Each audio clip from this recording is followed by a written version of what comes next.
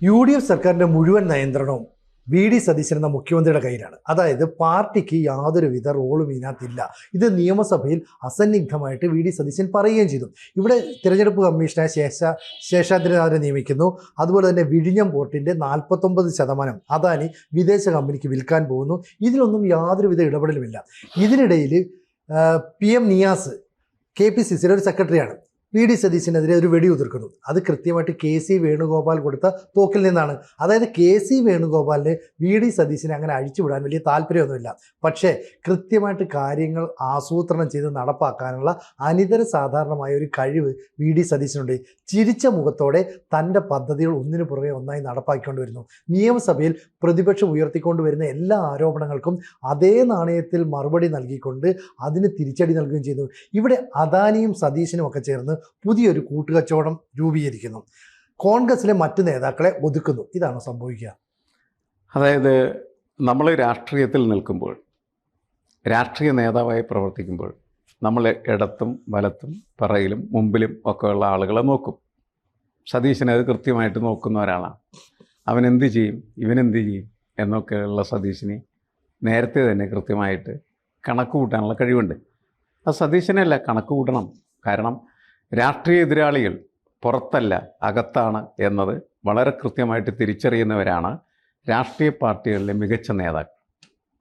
സതീശന് കൃത്യമായിട്ട് അറിയാം ആരാണ് തനിക്ക് എതിരെ അകത്തു നിന്ന് ചുരുകി ഉയർത്തുന്നത് എന്ന് കൃത്യമായിട്ട് തിരിച്ചറിഞ്ഞ ഒരു നേതാവാണ് സതീശൻ. അത് വളരെ കൃത്യമായിട്ട് അദ്ദേഹം വളരെ കാലങ്ങൾക്ക് മുമ്പ് തന്നെ പ്രയോഗിക്കാനായിട്ട് തുടങ്ങിയിരുന്നു. എന്നുവെച്ചാൽ കഴിഞ്ഞ ടേമിൽ കേരളത്തിൻ്റെ പ്രതിപക്ഷ നേതാവായി സതീശൻ വരും എന്ന് സതീശനല്ലാതെ മറ്റാരും കരുതിയിരുന്നില്ല. കാരണം പാർലമെൻ്ററി പാർട്ടിയിലൊക്കെ ഭൂരിപക്ഷം ഉണ്ടായിരുന്നത് രമേശ് ചെന്നിത്തലയ്ക്കാണ്. പക്ഷേ ആ ഭൂരിപക്ഷം രമേശ് ചെന്നിത്തലയോട് പറഞ്ഞ ആ ഭൂരിപക്ഷം കൊണ്ടേ വീട്ടിൽ പോട്ടത്ത് വെച്ചാൽ മതി, തന്നെ ഞാൻ പുറത്താക്കി പ്രതിപക്ഷ നേതാവാൻ പോകണമെന്ന് പറഞ്ഞാൽ അദ്ദേഹം പ്രതിപക്ഷ നേതാവായി. അന്നും ഇതേപോലെ തന്നെ ബാഹ്യശക്തികൾ, അദാനിയെ പോലെയുള്ള ചില വലിയ ശക്തികൾ സതീശന് സഹായത്തിനുണ്ടായിരുന്നു. സതീശൻ കൃത്യമായിട്ട് അവരെ ഉപയോഗിച്ചിട്ടാണ് ആ ഓപ്പറേഷൻ നടത്തുകയും ആ ഓപ്പറേഷനിൽ അദ്ദേഹം വിജയിക്കുകയും ചെയ്തു. അങ്ങനെയാണ് ആരും പ്രതീക്ഷിക്കാതെ കേരളത്തിൻ്റെ പ്രതിപക്ഷ നേതാവായിട്ട് VD സതീശൻ വരുന്നത്. VD സതീശന് ആ സമയത്ത് രൂപപ്പെടുത്തിയെടുത്ത ഒരു ജനകീയമായ ആവശ്യമുണ്ടായിരുന്നു. എന്താണ്? തലമാറട്ടെ, തലമുറ മാറ്റണമെന്ന് ആവശ്യപ്പെട്ടത്. അങ്ങനെ തലമാറി സതീശൻ അധികാരത്തിൽ വന്നു. അതിനുശേഷം മുഖ്യമന്ത്രി ആകാൻ ഉള്ള പരിശ്രമമാണ് പിന്നീട് അദ്ദേഹം നിരന്തരമായി നടത്തിക്കൊണ്ടിരുന്നത്. അതിനുവേണ്ടി ഓരോ ദിവസവും ഹോംവർക്ക് ചെയ്യുന്ന ഒരാളായിരുന്നു. ഓരോ ഉപതെരഞ്ഞെടുപ്പുകൾ നടക്കുന്ന സമയത്ത് അതൊക്കെ ഞാനാണ് നടത്തുന്നത് എന്ന് കേരളത്തിലെ എല്ലാ കോൺഗ്രസ്സുകാരെയും അദ്ദേഹം ബോധ്യപ്പെടുത്തിക്കൊണ്ടിരുന്നു. ഇത് ഞാനാണ് വിജയിക്കുന്നത് എന്ന് അദ്ദേഹം കേരളത്തിലെ കോൺഗ്രസിനെ ബോധ്യപ്പെടുത്തിക്കൊണ്ടിരുന്നു. അങ്ങനെ പ്രമുഖരായിട്ടുള്ള രാഷ്ട്രീയ നിരൂപകരൊക്കെ കേരളത്തിലെ ഏറ്റവും മികച്ച തെരഞ്ഞെടുപ്പ് മാനേജർ ആരാണ് എന്ന് ചോദിച്ചാൽ സതീശനാണെന്ന് അവർ പറയാനായിട്ട് തുടങ്ങിയിരുന്നു. അങ്ങനെ ആ ഒരു കാര്യത്തിൽ അദ്ദേഹം അപ്രമാദിത്വം നേടിക്കഴിഞ്ഞിരുന്നു.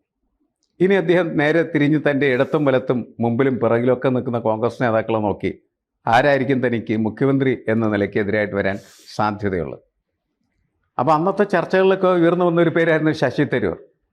അത് അദ്ദേഹം ഒരു സൂചി കൊണ്ട് ഒരു ബലൂൺ പൊട്ടിക്കണ പോലെ പൊട്ടിച്ചു കളഞ്ഞു. തരൂര് പൊട്ടിപ്പോയി. പിന്നീട് നിൽക്കുന്ന രണ്ട് ശക്തികൾ, ഒന്ന് കെ സുധാകരനും മറ്റൊന്ന് KC വേണുഗോപാലായിരുന്നു. അദ്ദേഹം ആ പാർലമെൻറ്റ് തെരഞ്ഞെടുപ്പ് കാലമാണ് അതിനുവേണ്ടി തന്ത്രപരമായിട്ട് അവരെ ഒതുക്കാനായിട്ട് ഉപയോഗിച്ചു.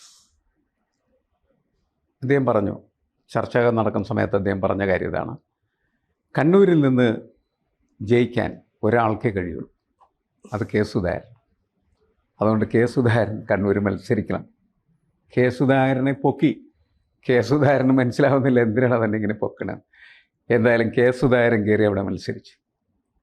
അതേപോലെ തന്നെയാണ് ആലപ്പുഴയിൽ ഒരു സ്ഥലത്ത് മാത്രമാണ് LDF ജയിച്ചിരുന്നത്. അതെ, ആ ആലപ്പുഴ പിടിക്കാൻ, ആ ആലപ്പുഴ പിടിക്കാനായിട്ട് ഒറ്റ ആൾക്കേ കഴിയുള്ളൂ, അത് KC വേണുഗോപാലിനാണ്. KC വേണുഗോപാൽ അപ്പോൾ ലോകസഭയിലെ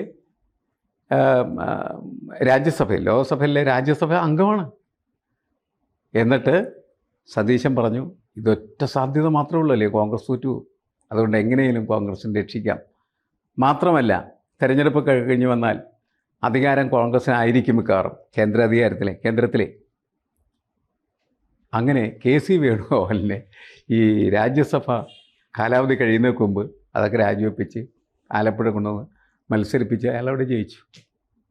അതോടുകൂടി തൻ്റെ 2 എതിരാളികൾ നിഷ്പ്രഭരായി എന്നുള്ളത് മനസ്സിലാക്കി സതീശൻ ഉള്ളിൽ ചിരിച്ചു. പുറത്ത് സമൃദ്ധമായി ചിരിക്കുന്ന സതീശൻ അന്നാണ് ഉള്ളിൽ ഏറ്റവും മനോഹരമായി ചിരിച്ചത്. കാരണം 2 വീണു.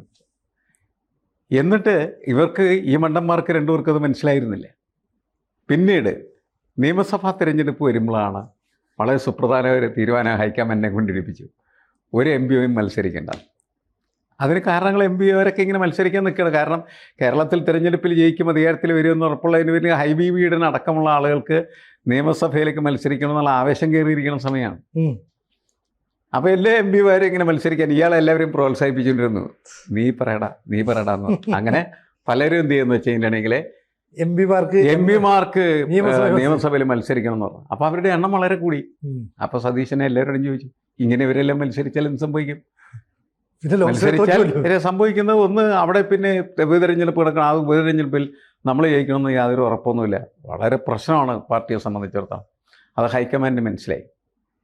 ഹൈക്കമാൻഡും ഇവരെല്ലാവരും കൂടി ഒരുമിച്ച് ചേർന്ന് ഒറ്റ തീരുമാനമെടുത്ത് ഒരു MPയെ മത്സരിക്കണം. അതുകൊണ്ട് ആ ചാപ്റ്റർ പൂർണ്ണമായിട്ട് അടച്ചു അവർ, ശരിക്കും പറഞ്ഞു. പിന്നെ അതിൻ്റെ പുറത്ത് നടന്ന കളികളിലൊന്നും സതീശന് പരിക്കൊന്നുമില്ല, കളിച്ച് തോറ്റു എന്ന് മാത്രമേ ഉള്ളൂ. എന്നിട്ട് KC വേണുഗോപാൽ എന്ത് ചെയ്തു? ഭൂരിപക്ഷം കിട്ടിയ സമയത്ത് മുഖ്യമന്ത്രിയാവുന്നതിന് വേണ്ടി കളിച്ചു, പക്ഷെ തോറ്റുപോയി. അത് കഴിഞ്ഞ ശേഷം ഇപ്പോൾ സംഭവിക്കുന്ന കാര്യം എന്താണ്? മന്ത്രിസഭയുടെ വകുപ്പുകളൊക്കെ പങ്കുവച്ച സമയത്ത് എല്ലാവരും പ്രതീക്ഷിച്ചിരുന്നത് സതീശൻ മുഖ്യമന്ത്രി സ്ഥാനവും അതേപോലെ തന്നെ ആഭ്യന്തര വകുപ്പും കൈപ്പിടിയിൽ ഒതുക്കാനായിട്ട് ശ്രമിക്കുമെന്നാണ്. പക്ഷേ സതീശൻ്റെ മനസ്സിൽ പലതരം കണക്കൂട്ടലുകളുണ്ടായിരുന്നു, അത് ഇവർക്ക് അറിയില്ലായിരുന്നു. അപ്പോഴാണ് മുഖ്യമന്ത്രിയാക്കിയാൽ ഞാൻ മന്ത്രിസഭയിലേക്ക് ഇല്ലെന്നും പറഞ്ഞിട്ട് രമേശ് ചെന്നിത്തല നിലവിളിക്കുന്ന ശബ്ദം കേട്ടത്. അതൊക്കെ സംസാരിച്ച് സെറ്റിൽ ചെയ്യണമല്ലോ. അതിന് ഏറ്റവും പ്രധാനപ്പെട്ട ഒരു വകുപ്പ് എന്ന് പറഞ്ഞാൽ ആഭ്യന്തര വകുപ്പാണ്. അത് അയാൾക്ക് കൊടുക്കാനായിട്ട് സതീശൻ തയ്യാറാവുന്നു. ആളുകളൊക്കെ കൈയടിച്ച് സതീശൻ്റെ ലക്ഷ്യം എന്താണെന്ന് അന്നവർക്കാർക്ക് മനസ്സിലായില്ല. അങ്ങനെ ആഭ്യന്തര വകുപ്പ് കൊടുത്ത് രമേശ് ചെന്നിത്തല മന്ത്രിസഭയിലേക്ക് കൊണ്ടുപോകും. അപ്പോൾ ഇപ്പോൾ രമേശ് ചെന്നിത്തല സതീശന് വേണ്ടി സംസാരിക്കാനായിട്ട് ഇങ്ങനെ നിൽക്കുകയാണ്. കാരണം തന്നെ ആഭ്യന്തരമന്ത്രിയാക്കിയത് സതീശനാണല്ലോ എന്ന് കരുതി നിൽക്കുകയാണ്. അതുപോലെ മുരളീധരൻ അവിടെ ഇവിടെയൊക്കെ തെരഞ്ഞു നടന്ന മുരളീധരന് മന്ത്രിസ്ഥാനം ഉറപ്പിക്കുന്നതിന് വേണ്ടി സതീശൻ ചില നീക്കങ്ങളൊക്കെ നടത്തി. ഇപ്പം മുരളീധരൻ വിചാരിച്ചിരിക്കുന്നത് സതീശനാണല്ലോ തനിക്ക് മന്ത്രിസ്ഥാനം തന്നിരിക്കുന്നത്, അതുകൊണ്ട് സതീശൻ്റെ കൂടെ നിൽക്കാമെന്ന്. ഇത്രയും കാര്യങ്ങൾ കൃത്യമായിട്ട് ചെയ്തതിന് ശേഷമാണ് പിന്നെ വകുപ്പ് നിശ്ചയിക്കുന്ന സമയത്ത് സതീശൻ പിടിമുറുക്കി. ധനകാര്യം എന്ന് പറയുന്നത് സതീശന് കൊടുക്കുന്നതിൽ ആൾക്കും വലിയ പ്രശ്നം തോന്നിയിരുന്നില്ല. കാരണം പഴയ ഒരു ധനകാര്യ വിദഗ്ധനാണ് സതീശൻ. തോമസ് ഐസക്കുമായിട്ട് ലോട്ടറി കച്ചവടത്തിലേക്ക് വിവാഹം നടത്തിയ ആളുകൾ, അങ്ങനെ വലിയ ഒരു ധനകാര്യ വിദഗ്ധനാണ് എന്ന നിലക്ക് അദ്ദേഹത്തിന് അത് കൊടുക്കും. പക്ഷെ അദ്ദേഹം അത് മാത്രം കൊണ്ട് സംതൃപ്തരായിരുന്നില്ല. തുറമുഖ വകുപ്പ് വേണമെന്ന് പറഞ്ഞു, എടുത്തോ. നിയമവകുപ്പ് വേണമെന്ന് എടുത്തോ. അന്നൊന്നും ഇത് ആർക്കും മനസ്സിലാവുമായിരുന്നില്ല. കഴിഞ്ഞ മന്ത്രിസഭയിൽ തുറമുഖ വകുപ്പിന് പ്രത്യേക മന്ത്രി ഉണ്ടായിരുന്നു, നിയമവകുപ്പിന് പ്രത്യേക മന്ത്രി ഉണ്ടായിരുന്നു, ധനകാര്യ വകുപ്പിനും പ്രത്യേക മന്ത്രി ഉണ്ടായിരുന്നു, പിന്നെയാണ് മുഖ്യമന്ത്രി. പക്ഷേ സതീശൻ ചെയ്തൊരു കാര്യം എന്ന് വെച്ചാൽ ആഭ്യന്തരം കൊടുത്തിട്ട് ഈ 3 എടുത്തു. ഈ 3 കണക്ടിവിറ്റി എന്ന് പറയുന്നത് ഇപ്പോഴാണ് ആൾക്ക് മനസ്സിലായത്, അദാനി വിവാദം വന്നതോടുകൂടി. കാരണം എന്തിനാണ് ഈ തുറമുഖ വകുപ്പെടുത്തുക എന്നുള്ളത് മനസ്സിലായി. കാരണം എന്താണ്? തുറമുഖം കേന്ദ്രീകരിച്ചാണ് വലിയ വികസനവും അതിൻ്റെ സാധ്യതകളും അതിലൂടെ പണമൊഴുകി വരാനുള്ള സാധ്യത. അത് കൃത്യമായി കൈവച്ച് തടഞ്ഞ് എടുക്കാൻ സതീശൻ തീരുമാനിച്ചതിൻ്റെ അടിസ്ഥാനത്തിൽ നടന്ന പ്രവർത്തനങ്ങളാണ് ഇത് എന്ന് ഇപ്പോൾ പ്രതിപക്ഷവും അതേപോലെ തന്നെ KC പക്ഷമൊക്കെ ആരോപിക്കുകയാണ് ചെയ്തത്. കാരണം സതീശൻ മുഖ്യമന്ത്രി ആവുന്നതിന് മുമ്പ് തന്നെ വലിയ ഒരു സന്ദർശനം ബാംഗ്ലൂർ നടത്തിയിരുന്നു. മാംഗ്ലൂരിൽ അല്ല, അതൊരു പ്രശ്നം. ഇപ്പോൾ KC വേണുഗോപാൽ പറയുന്നത് ഈ പാർട്ടിയും അതുപോലെ തന്നെ സർക്കാരും തമ്മിൽ ഏകോപിപ്പിക്കാനായിട്ട് ഒരു പാലം വേണം, അതിനൊരു സമിതി വേണം. അങ്ങനെ സമിതി വേണമെങ്കിൽ അത് KPCC പ്രസിഡന്റ് അധ്യക്ഷതയിൽ യോഗം ചേരണം. ഇവിടെ സണ്ണി ജോസഫാണ് പ്രസിഡന്റ്, പക്ഷെ അദ്ദേഹം മന്ത്രിയായ സ്ഥിതിക്ക് പുതിയൊരാൾ വരണം. ഈ KPCC പ്രസിഡന്റ് ആരായിരിക്കണം എന്നതിനെത്തുള്ളി അവിടെ അടി നടന്നുകൊണ്ടിരിക്കുന്നേ ഉള്ളൂ. അപ്പോൾ ആ ഒരു വ്യക്തിയെ KPCC പ്രസിഡന്റ് അവരോധിച്ച് ഇങ്ങനെ ഒരു കമ്മിറ്റി രൂപീകരിച്ചെല്ലാം വരുമ്പോഴേക്കും കൃത്യമായിട്ട് VD സതീശൻ്റെ അജണ്ട അദ്ദേഹം നടപ്പാക്കി കഴിയും. വളരെ ചിരിച്ചുകൊണ്ട് തന്നെ നയപരമായ കാര്യങ്ങൾ നടപ്പാക്കി എതിർ ശബ്ദങ്ങളെ നിശബ്ദമാക്കിക്കൊണ്ട് VD സതീശൻ തൻ്റെ അശ്വമേധം തുടരും എന്നാണ് അർത്ഥം. തീർച്ചയായിട്ടും അങ്ങനെ തന്നെയാണ്. കാരണം വെച്ചാൽ ഒരാൾ ഈ ചാർട്ട് ചെയ്ത ഫ്ലൈറ്റിൽ സഞ്ചരിക്കുക എന്ന് പറഞ്ഞാൽ അത് ഒരു മുതലാളിയുടെ എന്താണ് അതിൻ്റെ അർത്ഥം? സാധാരണക്കാരെന്താണ് മനസ്സിലാക്കേണ്ടത്? ആ മുതലാളിക്ക് എന്തെങ്കിലും ഗുണമുണ്ടാവണോ? അല്ലെങ്കിൽ 25 ലക്ഷമോ 40 ലക്ഷമോ കൊടുത്തിട്ട് ഫ്ലൈറ്റ് ടാർച്ച് ചെയ്തിട്ട് ഒരുത്തിന് കൊണ്ടുപോകണം ഇവിടുന്ന് വെറുതെ. അയാളുടെ ലക്ഷ്യം വളരെ കൃത്യമായിരുന്നു. ആ ലക്ഷ്യമാണ് പിന്നീട് പുറത്തു വന്നത്. ഇപ്പോൾ അതാണ് അദാനി അദ്ദേഹത്തിൻ്റെ ഷെയറിൻ്റെ 49% വിദേശത്തുള്ള മറ്റൊരു വലിയ ഷിപ്പിംഗ് കമ്പനിക്ക് വിൽക്കും. അങ്ങനെ വിൽക്കാനായിട്ട് പാടില്ല, സർക്കാർ അറിയാതെ വിൽക്കാൻ പാടില്ല. പക്ഷേ സതീശനോട് നേരത്തെ സംസാരിച്ചിട്ടുണ്ട്, സതീശ് ഇതൊക്കെ ചെയ്യും, സതീശനെ ചെയ്തോളാനും പറഞ്ഞിട്ടുണ്ടായിരുന്നു. അതിനനുസരിച്ച് ചെയ്തു. അത് കഴിഞ്ഞതിന് ശേഷമാണ് ഇപ്പോൾ കടലാസ് എടുത്തിരിക്കുന്നത്. ഇനിയും ഒരുപാട് കാര്യങ്ങൾ അതിൻ്റെ ചെയ്യുന്നുണ്ട്. സതീശനെ അറിയാം ഇതെല്ലാം തൻ്റെ കയ്യിലിരുന്നാലേ തനിക്ക് കാര്യങ്ങൾ ചെയ്യാനായിട്ട് പറ്റുള്ളൂ. കാരണം കോൺഗ്രസ്സിലെ മറ്റ് പല ആളുകളുടെ കയ്യിൽ ഇപ്പോൾ നിയമവകുപ്പ് KC വേണുഗോപാൽ പറയുന്നത് കേൾക്കുന്ന ഒരു കോൺഗ്രസ്സുകാരൻ്റെ കയ്യിലായിരുന്നതായിരിക്കാം, ഈ കാര്യം നടക്കില്ല. തുറമുവകുപ്പ് മറ്റൊരാളുടെ കയ്യിലായിരുന്നു, അപ്പോഴും നടക്കില്ല. സതീശന് അറിയാം കോൺഗ്രസ്സുകാരൻ ആരാണ്, കോൺഗ്രസിൻ്റെ കൂടെ വെക്കുന്ന ആരാണ്, തൻ്റെ കൂടെ വെക്കുന്ന ആൾക്കാരാണ്, അവരുടെ സ്വഭാവം എന്താണെന്ന് കൃത്യമായിട്ട് അറിയാം. അതുകൊണ്ട് സതീശൻ ഇവരുടെ ആരുടെയും സഹായമില്ലാതെ എല്ലാ കാര്യങ്ങളും ഒറ്റയ്ക്ക് ചെയ്യാൻ പറ്റുന്നതിന് വേണ്ടി ഈ 3 വകുപ്പുകൾ എടുക്കേണ്ടത്. ഈ 3 വകുപ്പുകൾ കൂടിയാണ് തീരുമാനം എടുക്കേണ്ടത്. ഇവിടെ ഒരു സമിതി ഉണ്ടാക്കിയിട്ടൊരു കാര്യമൊന്നുമില്ല. ആ സമിതിക്ക് ഇതിനകത്ത് ഒന്നും ചെയ്യാനില്ല. സമിതി പല കാര്യങ്ങളൊക്കെ പറയും, സതീശൻ പറയും അത് അങ്ങനെയല്ല ഇങ്ങനെയാണെന്ന് പറയും. അവർക്ക് അതിനകത്ത് എന്ത് ചെയ്യാൻ പറ്റും?